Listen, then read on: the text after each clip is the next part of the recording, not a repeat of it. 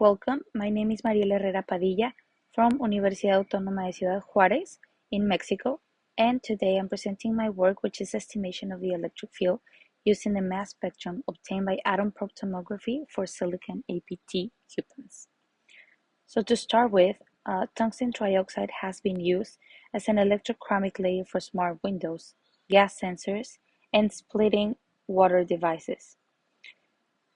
The tungsten trioxide has been doped with platinum, which is fabricated by radio frequency sputtering, coated precision to create thin films. Atom probe tomography is implemented to show and comprehend the chemical composition observed from mass spectrum and distribution of the elements and compounds found in the sample from a 3D reconstruction. However, overlaps and high state changes of the ions are very common issues that one can come across with in mass spectra, and to try to minimize this, it's important to optimize measurement parameters by estimating the electric field, which can be obtained by calculating charge-state ratios. So to move on with the methodology, we start with the focused ion beam used within a scanning electron microscope to give the samples a necessary needle shape by implementing a milling process, as it is shown in image 3, where we can see the piece of the sample material, and then the location of the milling, which is the red area. Once the samples are needle shaped, the measurements were performed on the Cameca LEAP 4000X HR instrument, which is the one shown in image 2 and image 1. These are the ones. And this equipment has a UV laser. The data obtained has been analyzed with Cameca IVAS 3.6, NAP Suite 6.1 software, and a 3D reconstruction of the thin film was generated.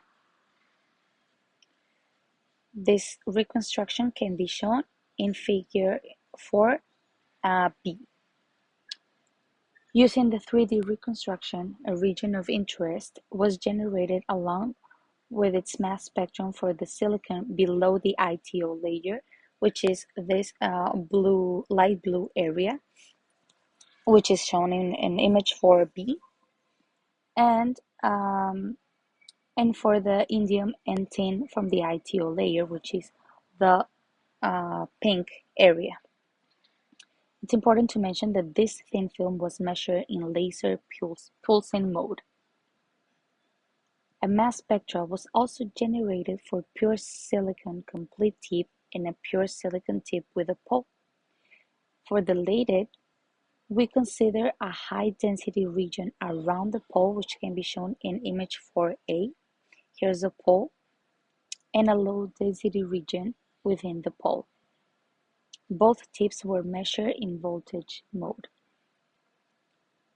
Silicon samples are part of this work because a cohesive theory for non-metallic materials and their evaporation field continues to be developed. Given this, the comparison of the electric field estimated for pure metal samples and oxidized samples will allow us to know if it's possible to apply the calculations for the trioxide tungsten thin films doped with platinum. As an end of the methodology, we use the Origin Lab Pro 2024 software to visualize each mass spectrum to calculate the charge-state ratio by obtaining the area of the peaks for charges 1 and 2 of the metals of interest. So here in table 1, we can see the complete APT measurement parameters for each sample, so we can have a better understanding on how much different they are. So going along with the results, for the estimation of the electric field for each case, we can see the graphs calculated from the Kingham curves by Teg et al. Are used as a base to make these plots. Here the electric field is a function of the charge-state ratio, that is shown, for example, here in image 5. We can see the field, and now we can see the charge-state ratio in the x-axis. The color solid lines visualize how the field is obtained from the charge-state ratio curves, which are these solid lines, as shown for each of the plots. So in image number 5, we can see that the element of interest is the silicon below the ITO layer. The second image, which is image 6, we can see that the element of interest is indium. For image 7 is tin. These first three images are for the trioxide tungsten thin films doped with platinum. And these below are for the pure silicon samples, where in image 8 we can see for the complete tip. And for image 9 we can see for the also pure silicon sample, but with a pole, and we can see the high density around the pole and the low density within the pole. So here we have another table, which is table number 2, where we can see the values of the estimated electric field for each of the samples. And we can see that for the trioxide tungsten doped with platinum, which was in laser mode and with a detection rate of 0.3, there's some changes in the estimated electric field, especially compared to the tin in the ITO layer. But if we go to the voltage mode, which are the pure silicon samples, we can see also a difference of the tips, especially with the one that was measured with a detection rate of 3%. We can see that it has a higher estimated electric field. So to wrap this up,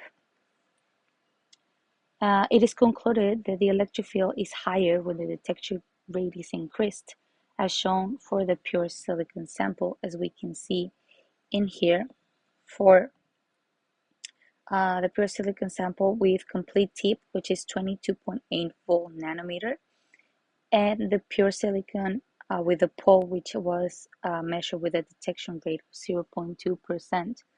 We can see that it goes between 19.7 and 19.9 volts per nanometer. If we focus on the electric field values for the high and low density regions, there is a statistically significant difference of 0.2 volt nanometer. This is a result from a local difference of the curvature at a pole, leading to a higher field at the poles. The difference in curvature is also a possible explanation for the electric fields estimated for the Royce selection from the thin film samples. The difference could also be a result of using laser pulsing instead of voltage pulsing. Regardless of this, the estimated values of the electric field lie within the same range as the pure voltage measures silicon samples.